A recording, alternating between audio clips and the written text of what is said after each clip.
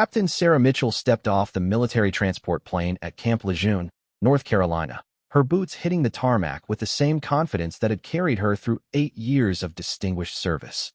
The humid Carolina air wrapped around her like a familiar embrace, though nothing about this assignment felt familiar. She was about to become the first female pilot to join the elite 2nd Marine Aircraft Wing's most classified squadron. The morning sun cast long shadows across the airfield as she shouldered her duffel bag and walked toward the operations building. Other Marines stopped their conversations to watch her pass. Some nodded with respect, others whispered among themselves. Sarah had grown accustomed to being the only woman in rooms full of men, but this felt different. This wasn't just another squadron transfer. This was history in the making. Inside the building, the air conditioning provided relief from the summer heat. The walls were lined with photographs of aircraft, awards, and fallen heroes. Sarah paused before a display case containing medals and commendations from various classified missions.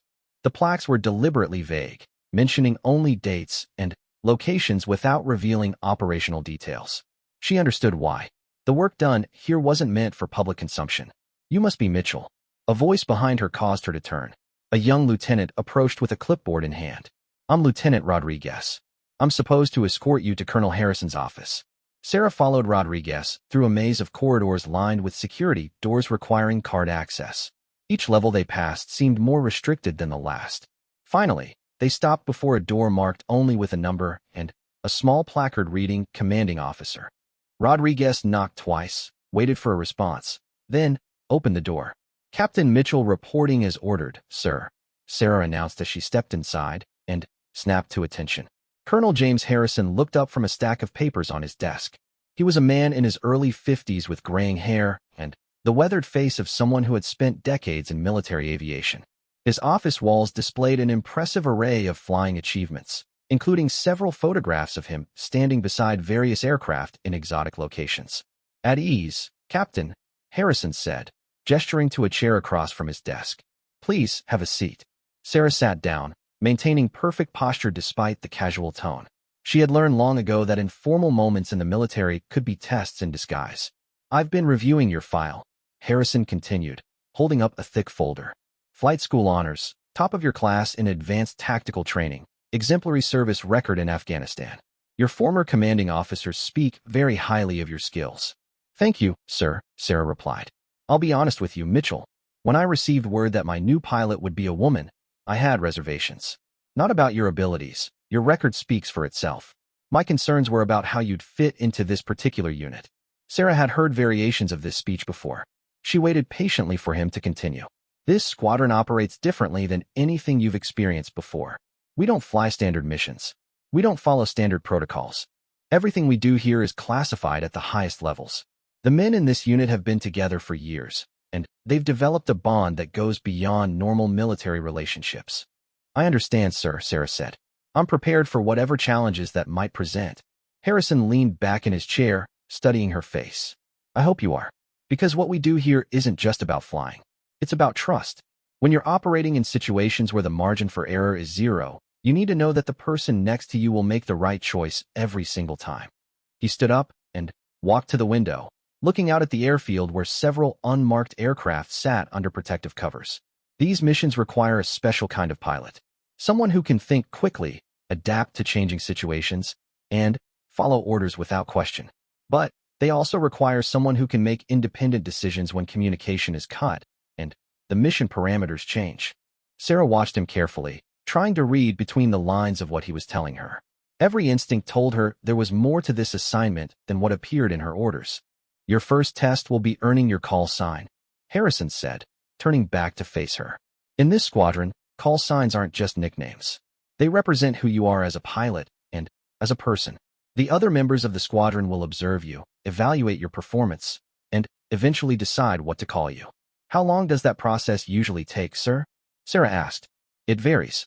Sometimes a few weeks, sometimes months. Occasionally, a pilot will suggest their own call sign if there's a particular reason it fits. But it has to be approved by the squadron." Harrison returned to his desk and picked up another folder. "You'll be flying with different wingmen over the next few weeks. Consider it an extended evaluation period. You'll attend briefings, participate in training exercises, and gradually be integrated into operational missions. What kind of operational missions, sir? The colonel's expression became more serious. The kind that don't officially exist. The kind that require pilots who can handle situations that would break most people. The kind that sometimes require you to make choices between bad options and worse options. Sarah felt a chill run down her spine, but also a surge of excitement. This was exactly the kind of challenge she had been seeking when she requested transfer to this unit. Your quarters are in Building C, Harrison continued, handing her a key and a folder. You'll find your flight schedule, security clearances, and other necessary paperwork in there. Report to the briefing room at 0600 tomorrow morning. Yes, sir, Sarah said, standing up.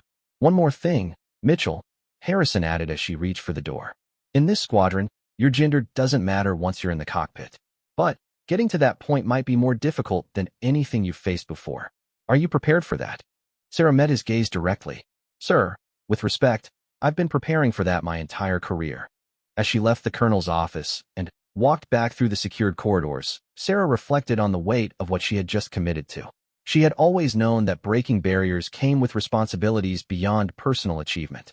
Other women would follow in her footsteps, and how well she performed would influence their opportunities. The quarters in Building C were spartanly furnished, but comfortable. Sarah unpacked her belongings methodically, hanging her uniforms in the closet and arranging her personal items on the small desk. On the nightstand, she placed a framed photograph of her and her father standing beside the small Cessna, where she had taken her first flying lesson at age 16. That evening, she walked to the officers' club, knowing it was important to begin building relationships with her new squadron mates. The club was dimly lit and filled with the familiar sounds of military personnel unwinding after a long day. She spotted several men in flight suits gathered around a table in the corner, their conversation punctuated by occasional laughter. As she approached the bar to order a drink, one of the men from the table walked over to stand beside her. You must be the new pilot everyone's been talking about, he said with a friendly smile. He was tall and lean with the confident bearing typical of experienced aviators. I'm Captain Jake Morrison, call sign Razor. Captain Sarah Mitchell, she replied, shaking his offered hand. First time in a unit like this? Razor asked. First time in any unit like this, Sarah admitted. I'm not entirely sure what like this means yet. Razor chuckled. You'll figure it out soon enough. Word of advice, though, don't try too hard to fit in at first. Just focus on doing your job well, and the rest will follow. Their conversation was interrupted by the approach of another pilot, a shorter man with dark hair and an intense expression.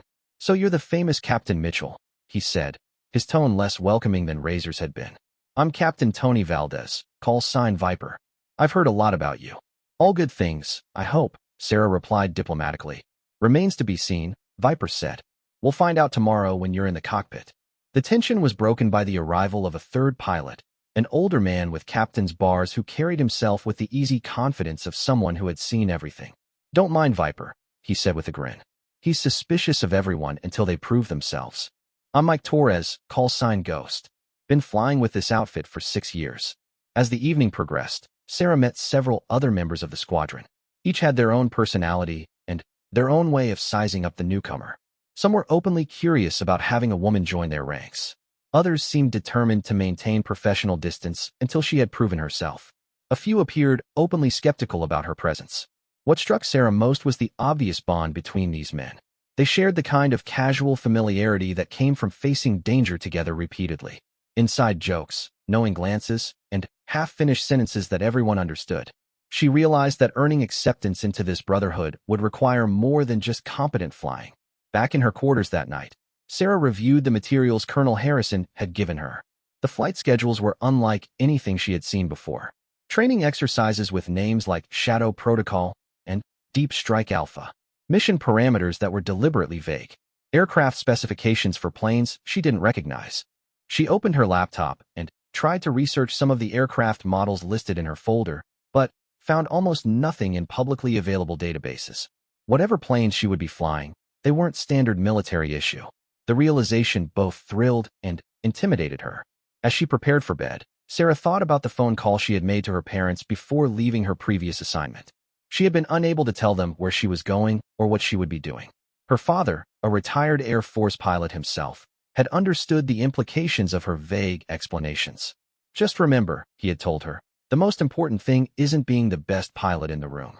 It's being the pilot that everyone else trusts to bring them home. Those words echoed in her mind as she drifted off to sleep, wondering what challenges tomorrow would bring and whether she truly was prepared for what lay ahead. Outside her window, the distant sound of jet engines reminded her that somewhere in the darkness, her new squadron mates were already at work on missions she couldn't yet imagine. The briefing room at 0600 was stark and windowless, illuminated by harsh fluorescent lights that cast everything in sharp relief. Sarah arrived 10 minutes early to find she was the last pilot to enter. 8 men sat around a conference table covered with charts, photographs, and documents marked with various classification levels. The conversation stopped when she walked in. "Good morning," she said, taking the only empty seat at the table. Colonel Harrison entered moments later carrying a briefcase and a cup of coffee. "Gentlemen and lady," he added with a nod towards Sarah, "today's exercise will be a tactical reconnaissance simulation over the Outer Banks. Captain Mitchell will be flying as Razor's wingman for this mission." Sarah felt the eyes of every pilot in the room assessing her reaction. She maintained a neutral expression while internally noting that being assigned as someone's wingman, rather than leading her own flight, was clearly part of the evaluation process. The scenario involves identifying and tracking simulated enemy positions while avoiding detection, Harrison continued. Communication protocols will be limited to essential transmissions only. Navigation will rely primarily on visual references and dead reckoning. He turned to a map mounted on the wall showing the North Carolina coastline. Red X marks indicated target locations scattered across a 50-mile area. Intel suggests hostile forces have established temporary bases in these locations. Your job is to confirm or deny their presence without being detected. Weather conditions are marginal with scattered clouds at 3,000 feet and variable winds. Ghost raised his hand. "Rules of engagement, sir? Observation only. If you're detected, abort and return to base. The exercise will be considered a failure if any aircraft is tracked by ground observers." Harrison's gaze moved to Sarah. "Captain Mitchell, you'll be flying aircraft tail number 447. It's been configured specifically for reconnaissance work. Razor will brief you on the aircraft specifications and communication procedures." After the formal briefing ended, the pilots dispersed to their respective preparations. Razor approached Sarah as she gathered her notes. "Ready to see what we really fly?" he asked with a slight smile. They walked across the tarmac to a hangar that required additional security clearance to enter. Inside, Sarah saw aircraft unlike anything in her previous experience. They resembled standard fighter jets, but with modifications that were immediately apparent even to her trained eye. Extended wing configurations, additional sensor equipment, and engine modifications that suggested capabilities far beyond normal military aircraft. "This is the F-22X, Razor explained, stopping beside a sleek, gray aircraft. "Officially, it doesn't exist. Unofficially, it's the most advanced reconnaissance platform ever built." Sarah walked around the aircraft, noting the seamless integration of what appeared to be advanced electronic warfare equipment. "What makes it different from a standard F-22? "Enhanced stealth capabilities, extended range, and sensor packages that can identify a cigarette lighter from 30,000 feet, Razor replied. "But the real difference is in the pilot interface. Everything is integrated into a single system that requires about 6 months of training to fully master." He opened the cockpit canopy, revealing an interior that looked more like a spacecraft than a traditional fighter jet. Multiple screens displayed various data streams, and the control layout was completely unfamiliar. "Don't worry about understanding everything today," Razor said, noting her expression. "For this flight, just focus on basic flying and staying in formation. I'll handle the reconnaissance equipment." The next hour was spent reviewing aircraft systems, communication procedures, and emergency protocols. Sarah found herself struggling to absorb the sheer volume of new information. Every switch, every display, every procedure was different from anything she had learned in conventional pilot training. "The most important thing to remember," Razor emphasized as they completed the pre-flight briefing, "is that this aircraft responds differently than anything you've flown before. The computer systems anticipate your inputs, which means you need to think ahead of the plane instead of reacting to it." They suited up in flight gear that was noticeably different from standard issue equipment. The helmets included additional displays and communication systems. The flight suits had integrated life support systems that Razor explained were necessary for the extended range capabilities of their missions. As they walked toward their aircraft, Sarah noticed ground crew members who worked with obvious familiarity around equipment she didn't recognize. These weren't standard Air Force maintenance personnel. They moved with the efficiency of specialists who had been specifically trained for this unique mission set.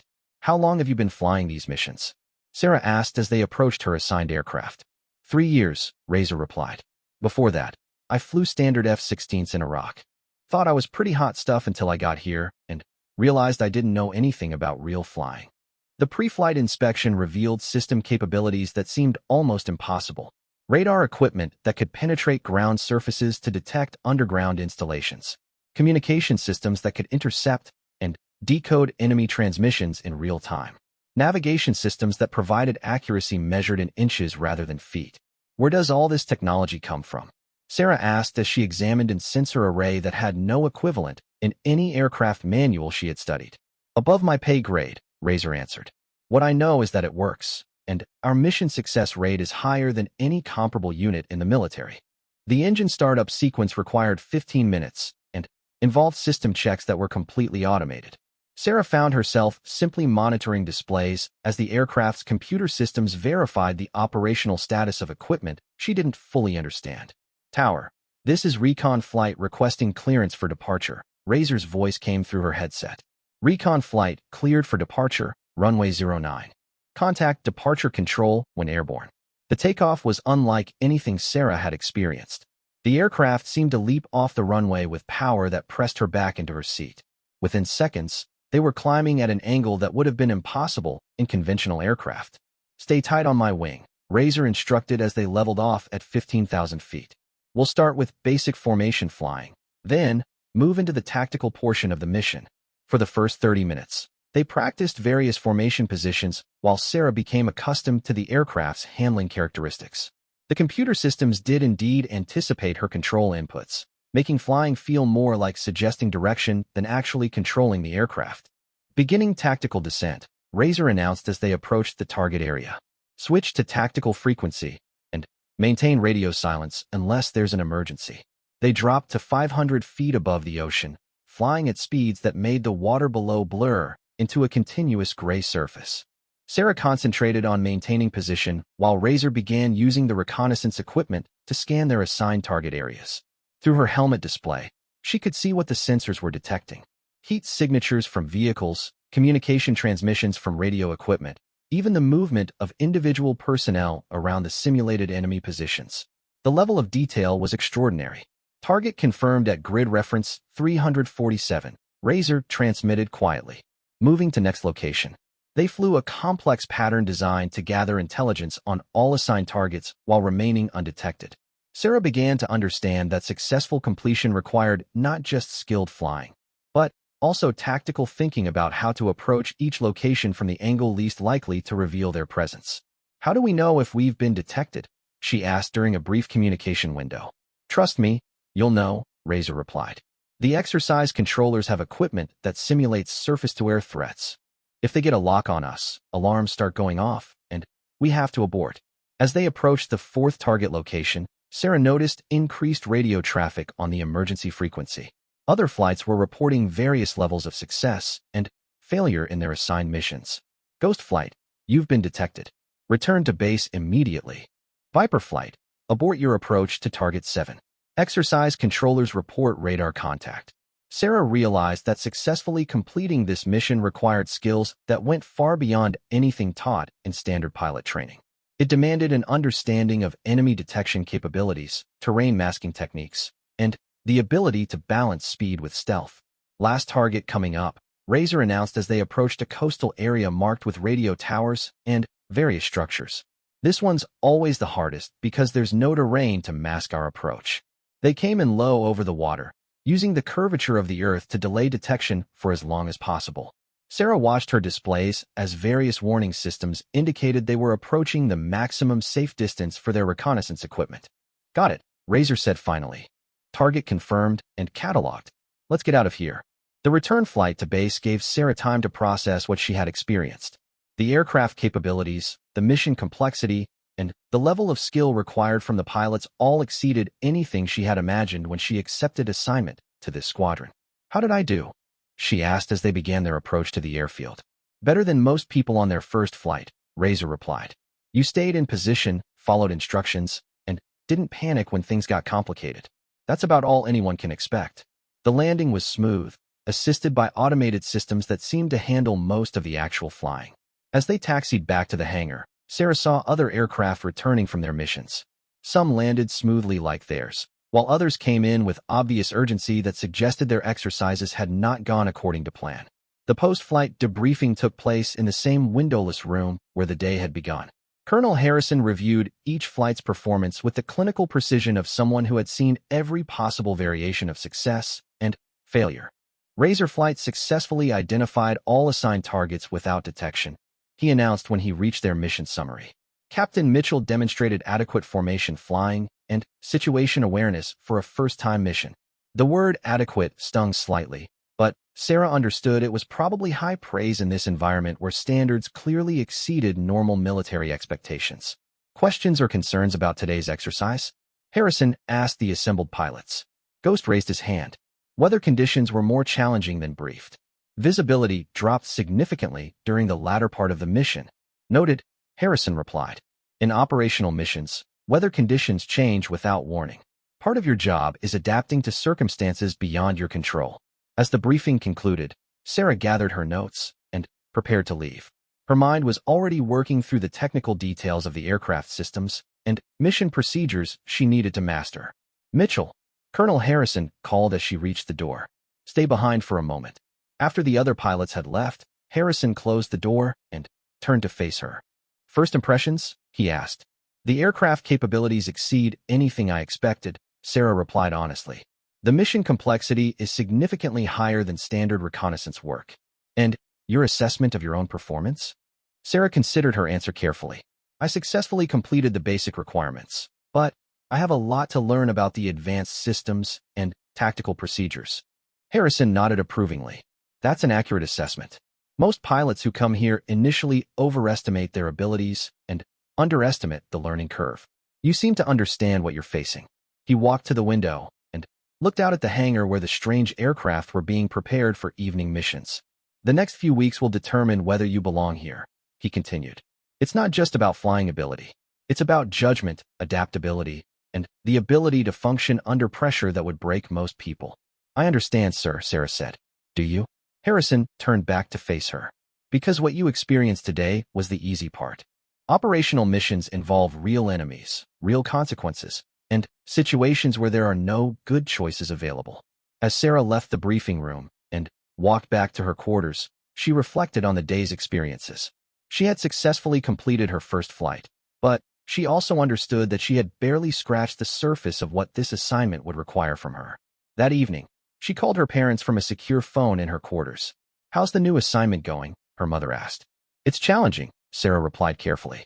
Different from anything I've done before. That's what you wanted, isn't it? Her father interjected.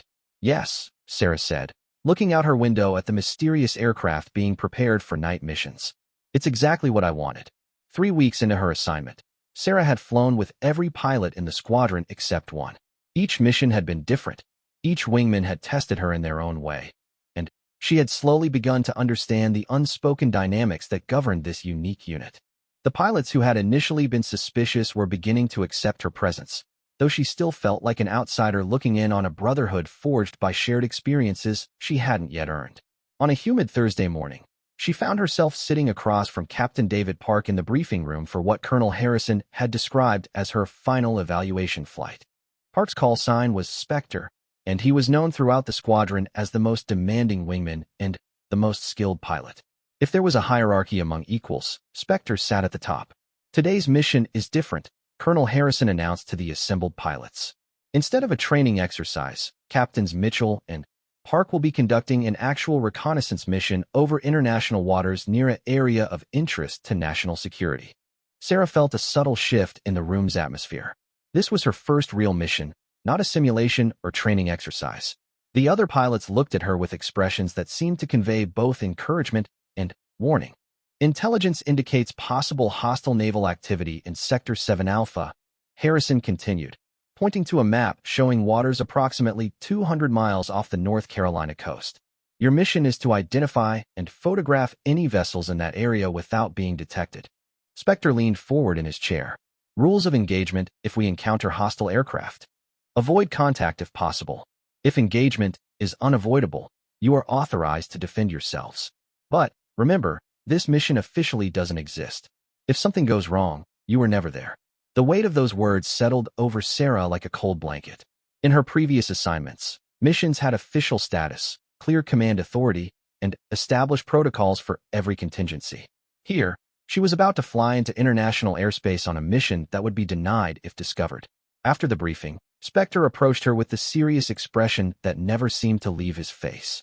"This isn't a training flight," he said quietly. "Out there, mistakes have consequences that can't be fixed with a debriefing and lessons learned. Are you ready for that?" "I'm ready," Sarah replied, hoping her voice conveyed more confidence than she felt. "We'll see," Spectre said. "Because today, you're not flying as my wingman.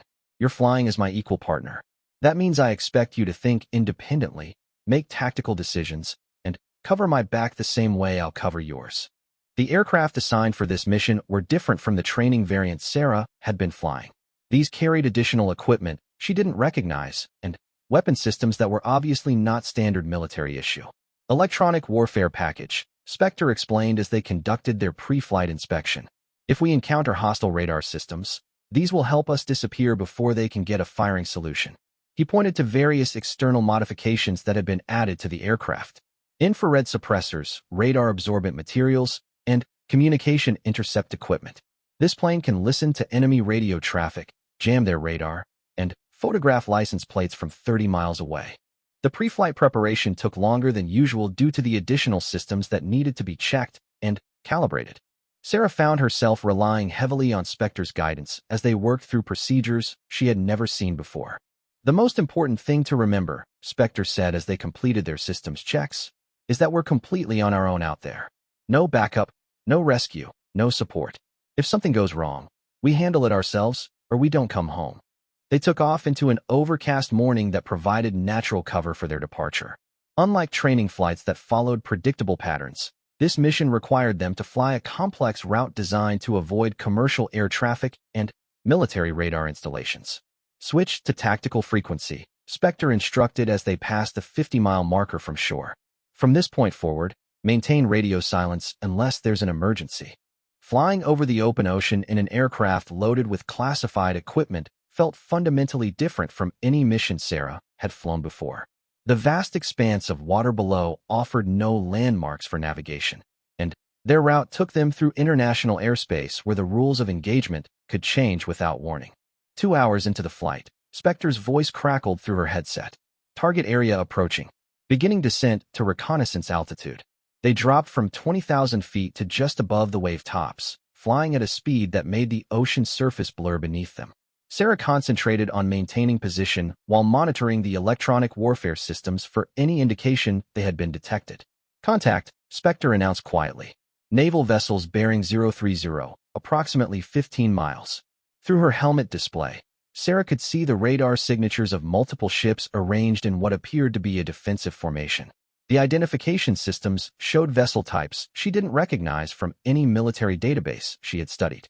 "Unknown configuration," Spectre continued. "Beginning photographic run." They approached the target area from the south, using the curvature of the Earth to delay detection for as long as possible. Sarah watched her displays as various warning systems indicated they were entering the range of hostile radar equipment. "Radar contact," she reported quietly. "Multiple systems active." "I see them," Spectre replied. Activating electronic countermeasures. The aircraft's defensive systems came online automatically, creating an electronic shield that would make them difficult to track on enemy radar screens. But Sarah knew that advanced naval vessels carried detection equipment that could penetrate most countermeasures. "There," Spectre said, his voice carrying a note of tension. "Get a look at that." Through the reconnaissance cameras, Sarah saw something that made her catch her breath. The ships below weren't from any navy she recognized. The hull configurations, weapon placements, and overall design suggested technology that was either extremely advanced or from a nation that had developed capabilities far beyond publicly known levels. "Are those?" she began to ask. "Unknown," Spectre cut her off. "Just photograph everything and let intelligence sort it out later." They spent 20 minutes collecting images from multiple angles while carefully avoiding the detection envelope of the ship's defensive systems. Sarah found herself constantly switching between flying the aircraft and monitoring the electronic warfare displays that showed enemy radar sweeps coming dangerously close to achieving a lock on their position. Missile launch, Spectre suddenly announced. Sarah's blood froze as she saw the unmistakable signature of a surface-to-air missile rising from one of the ships below. Her training took over immediately, initiating evasive maneuvers while deploying countermeasures. Break left, Spectre commanded. Deploy chaff and flares. The next 60 seconds were a blur of high-speed turns, diving and climbing maneuvers, and desperate attempts to break the missile's tracking lock. Sarah felt the G-forces pressing her into her seat as she pushed the aircraft beyond normal operational limits. Second launch, Spectre reported. 2 missiles tracking. Sarah's world narrowed to the immediate necessities of survival. Altitude, airspeed, heading, and the electronic displays that showed enemy missiles closing on their position. She had trained for this scenario dozens of times, but the reality of live weapons trying to kill her was overwhelming. Missile 1 defeated, Spectre announced as their countermeasures successfully confused the first weapons guidance system. Missile 2 still tracking. The remaining missile was more advanced than the first, maintaining its lock despite their defensive measures. Sarah realized they had only seconds before impact. Terrain masking, she said, pushing the aircraft into a dive toward the ocean surface. They dropped to an altitude measured in feet above the waves, using the water's surface to break the missile's radar lock.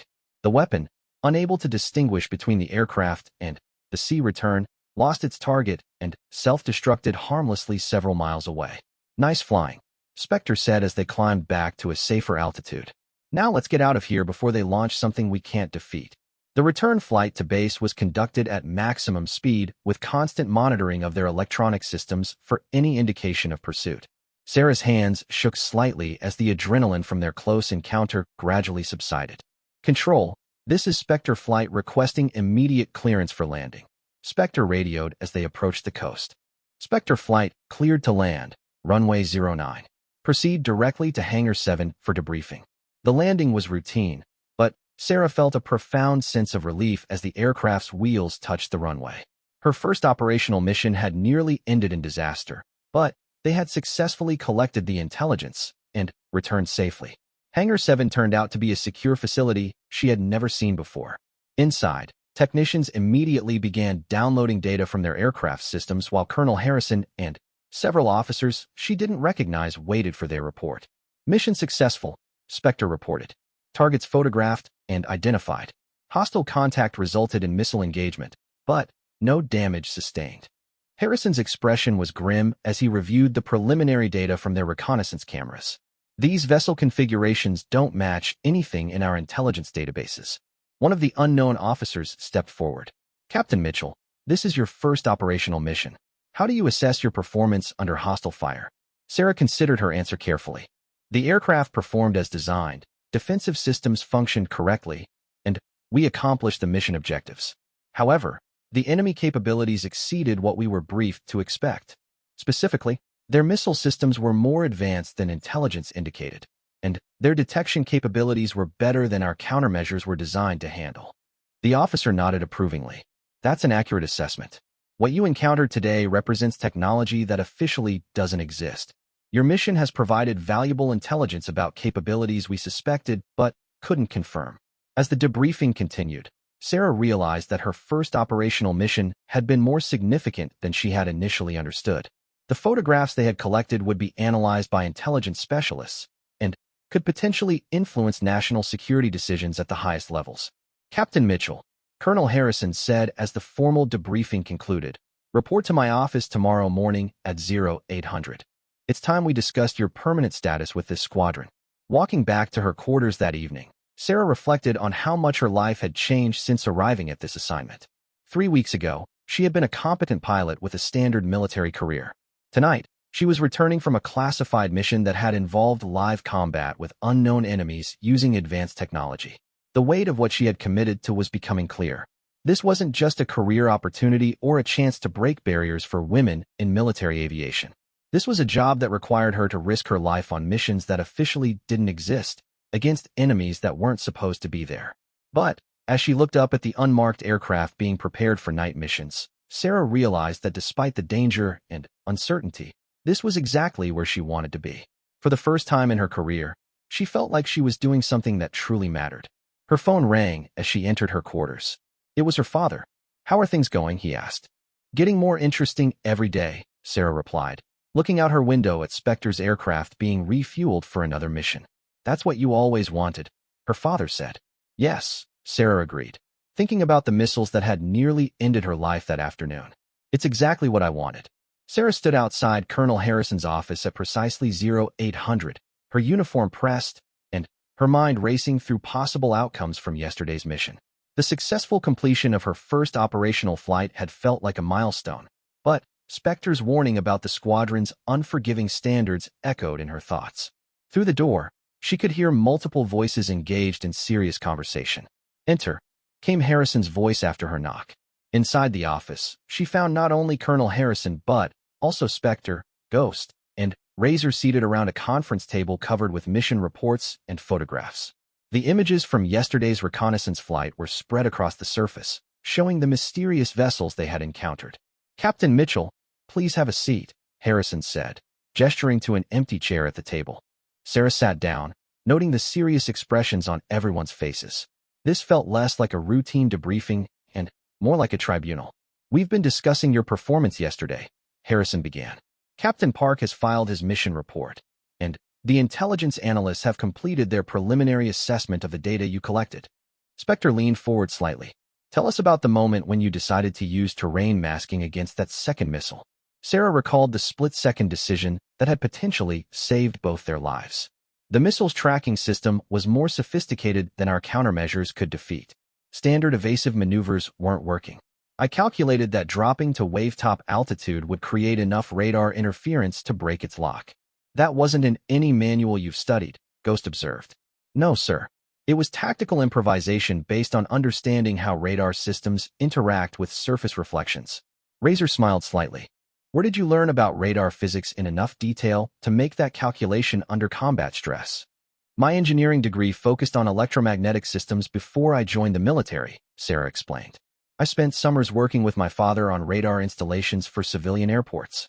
The men exchanged glances that seemed to convey information she couldn't interpret.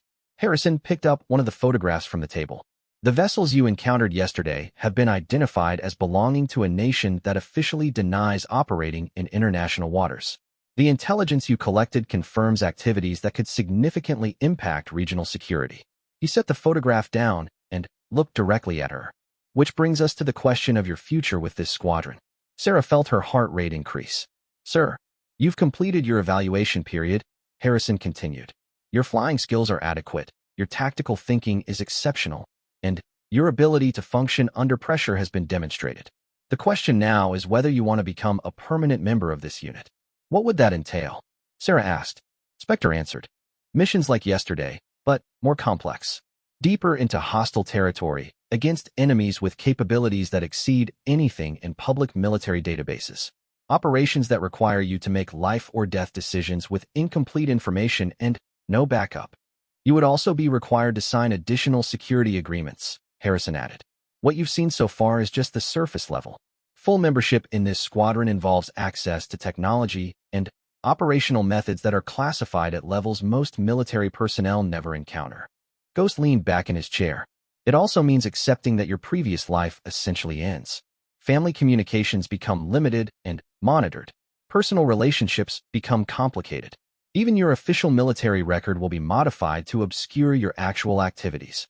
Sarah absorbed this information while studying the faces around the table. These men had all made the same choice she was being offered, and the weight of that decision was evident in their expressions. "What happens if I decline?" she asked.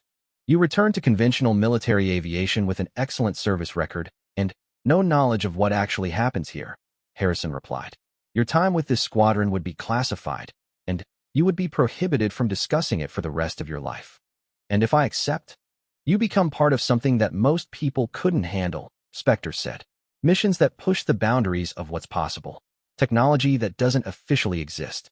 Responsibilities that extend far beyond normal military service." Sarah looked at the photographs scattered across the table, remembering the adrenaline and terror of yesterday's combat encounter. Despite the danger, she had felt more alive and more purposeful than ever before in her military career. "I need to understand something," she said finally. "Yesterday, those ships fired missiles at us. That was an act of war. Why isn't this being reported through normal military channels?" Harrison exchanged a look with the other pilots before answering. "Because normal military channels operate in a world where nations follow established rules and acknowledge their actions. What you encountered yesterday exists in the spaces between official policies and public knowledge.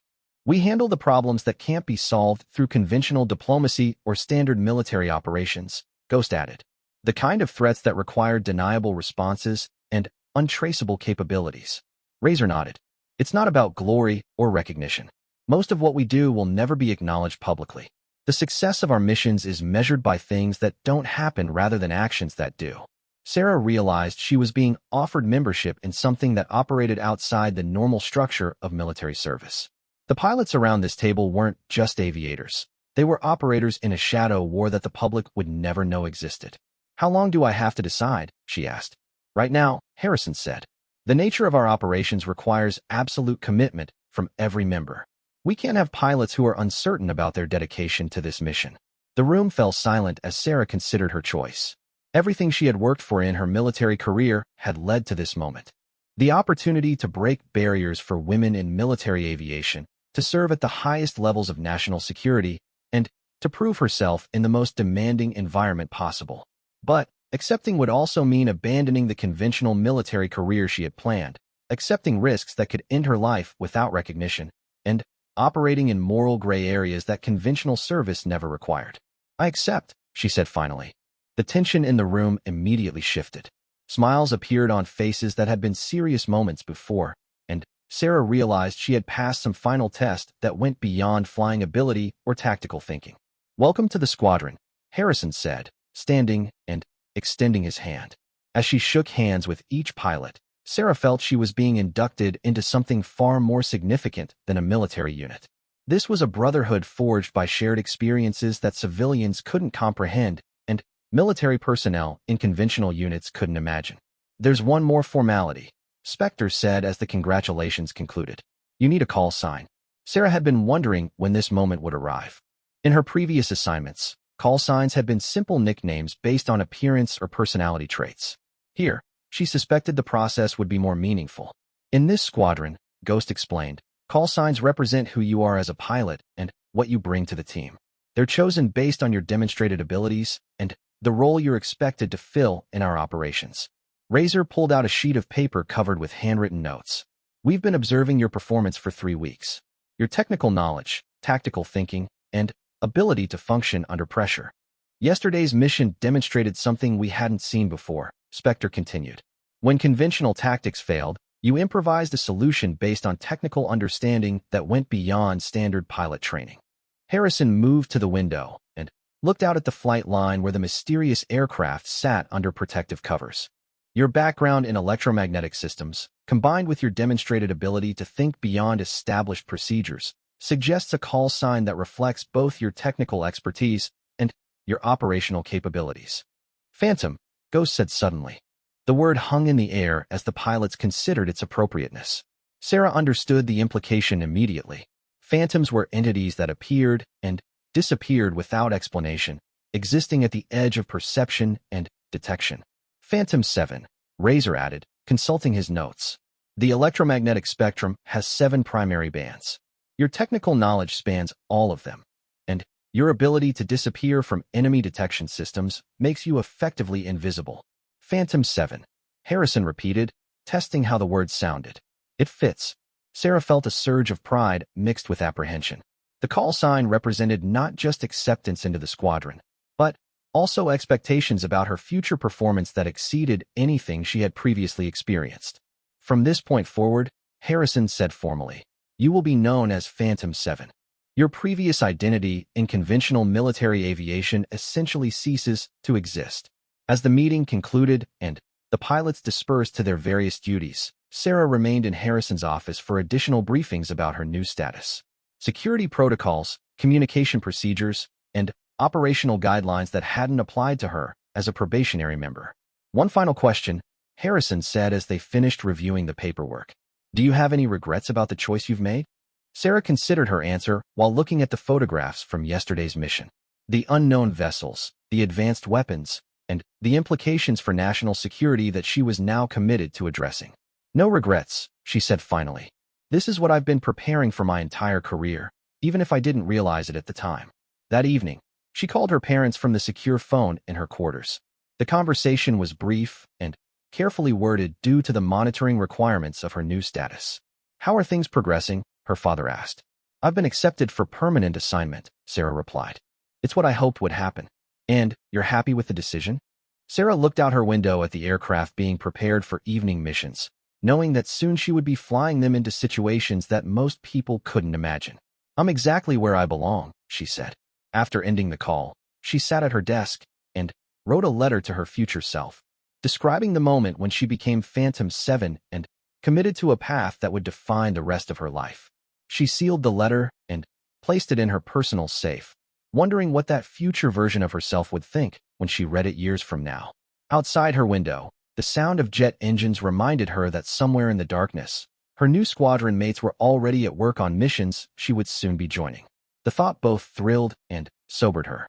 Tomorrow, she would begin training on advanced aircraft systems that officially didn't exist. Next week, she would fly her first mission as Phantom 7. And somewhere in the months ahead, she would face challenges that would test every aspect of the commitment she had made today. But tonight, for the first time since arriving at this assignment, Sarah felt she truly belonged. She was no longer an outsider seeking acceptance into an exclusive brotherhood. She was Phantom 7, a full member of the most elite squadron in military aviation. The transformation was complete 6 months after earning her call sign. Phantom 7 had become an integral part of the squadron's most complex operations. Her technical expertise and ability to adapt under pressure had earned the respect of pilots who had initially been skeptical of her presence. But, on a cold February morning, she found herself facing a mission that would test every skill she had developed and challenge the very foundations of everything she thought she knew about her work. The emergency briefing was called at 0400, unusual even for a unit that operated around the clock. Phantom 7 arrived at the secure conference room to find the entire squadron assembled along with several officials she didn't recognize. The atmosphere was tense, lacking the casual camaraderie that usually characterized their meetings. Gentlemen, and Phantom 7, Colonel Harrison began. We have a situation that requires immediate response. 3 hours ago, a civilian research vessel disappeared in international waters approximately 400 miles southeast of our location. He activated a large screen showing satellite imagery of ocean surface that appeared completely normal to untrained eyes. But Phantom 7 could see the subtle distortions that indicated something beneath the water. The vessel was conducting deep-sea research under contract with the National Science Foundation, Harrison continued.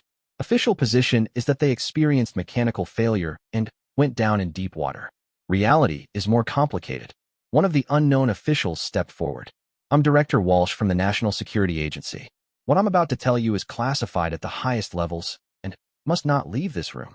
The screen changed to show communication intercepts, radar tracks, and electronic intelligence that painted a picture far different from the official story. The research vessel discovered something on the ocean floor that wasn't supposed to exist, Walsh continued. Before they could report their findings through normal channels, they were attacked and sunk by a submarine using advanced technology. Spectre leaned forward. What kind of technology? The kind that officially doesn't exist, Walsh replied. Our analysis suggests capabilities that exceed anything in known military inventories.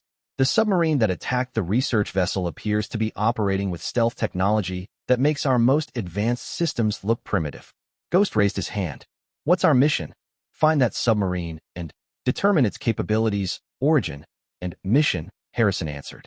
Secondary objective is to recover any surviving evidence from the research vessel that might explain what they discovered. Phantom 7 studied the mission parameters displayed on the screen. The search area covered thousands of square miles of deep ocean.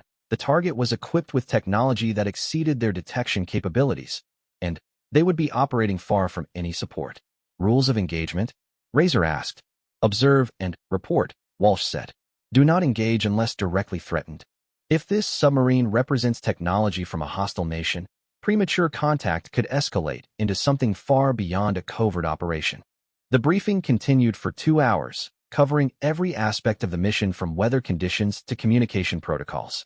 But Phantom 7 found herself focusing on details that didn't quite fit the official explanation.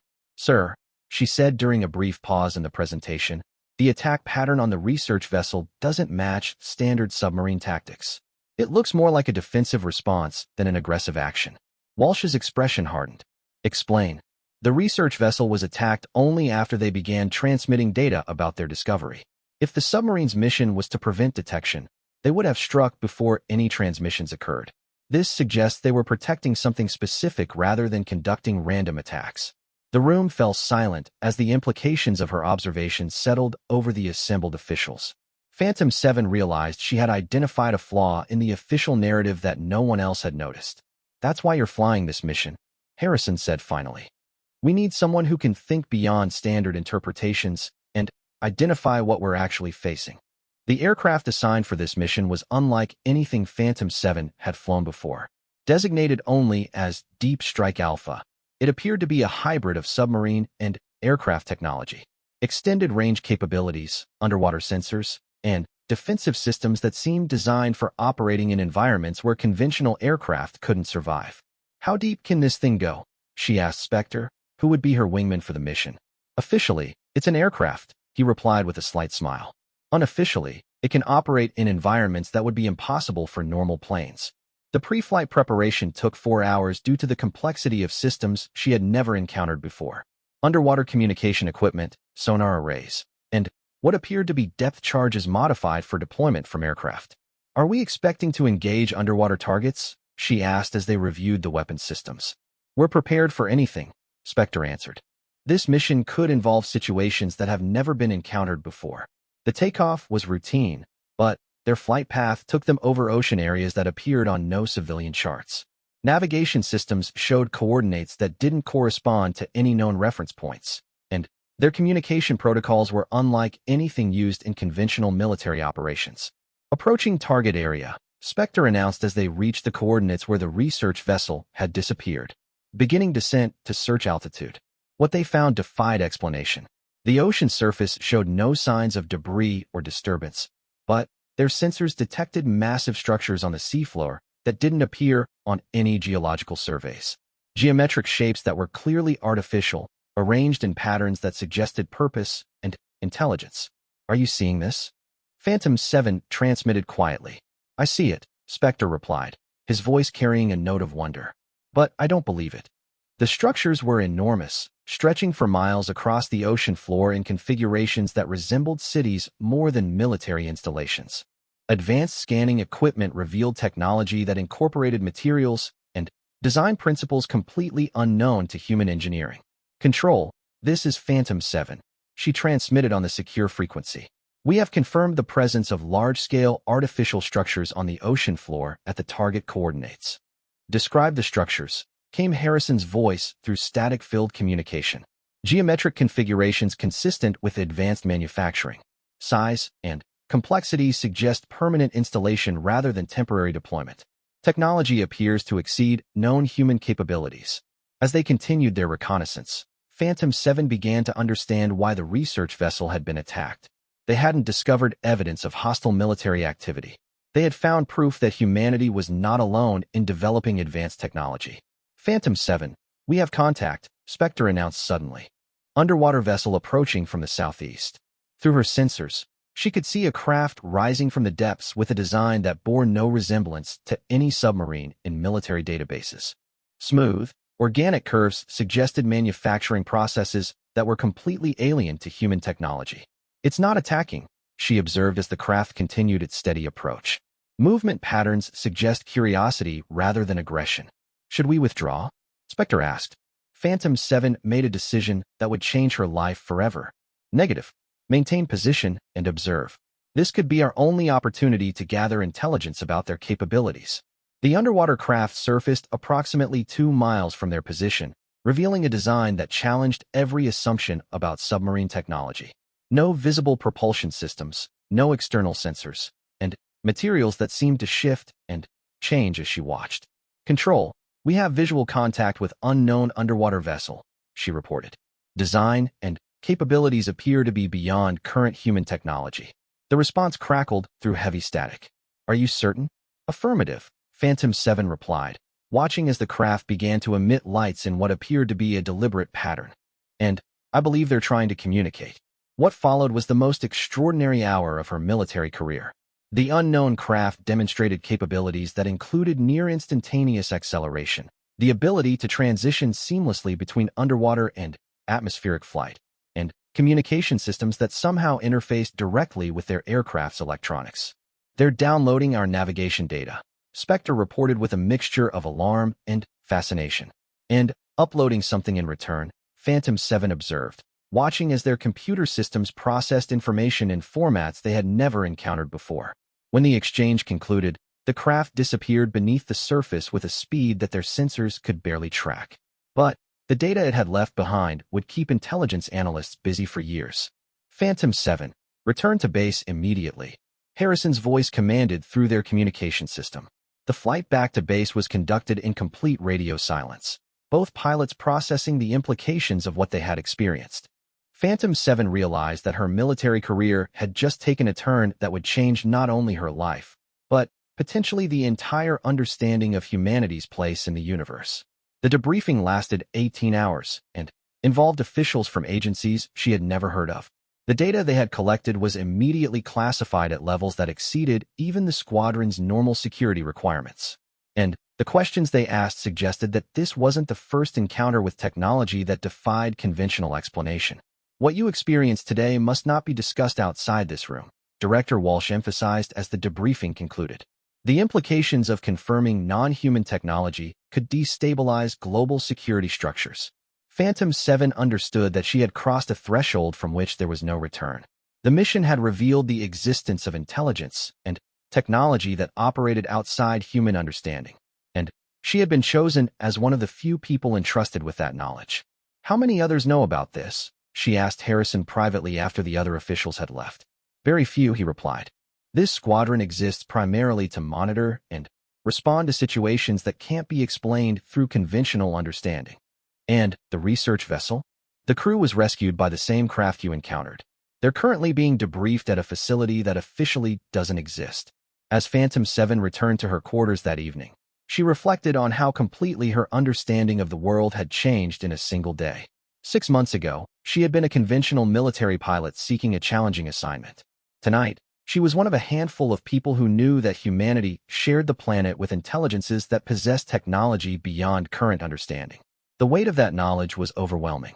But as she looked out her window at the mysterious aircraft being prepared for continuing missions, she realized that this was exactly why she belonged here. Someone had to stand watch at the boundaries of human knowledge, ready to respond to threats and opportunities that existed beyond conventional imagination. Her phone rang, interrupting her thoughts. It was her father. "How's work?" he asked with the casual tone of someone who couldn't imagine the complexity of her actual duties. "Challenging," she replied, watching as unmarked aircraft departed for destinations that appeared on no public maps. "Every day brings something completely unexpected." "That's what you always wanted," her father said. "Yes," Phantom 7 agreed, thinking about the underwater craft and the knowledge that humanity was part of something far larger than anyone suspected. "It's exactly what I wanted." But as she ended the call and prepared for sleep, she wondered if she would ever be able to return to a world where the greatest challenges were conventional military operations and the most advanced technology was designed by human engineers. The answer, she realized, was no. She had seen beyond the boundaries of normal human experience, and that knowledge would shape every day for the rest of her life. She was Phantom 7, guardian of secrets that could change the world, protector of boundaries that most people didn't know existed. And tomorrow, she would wake up ready to face whatever impossible challenges awaited in the vast unknown that surrounded human civilization.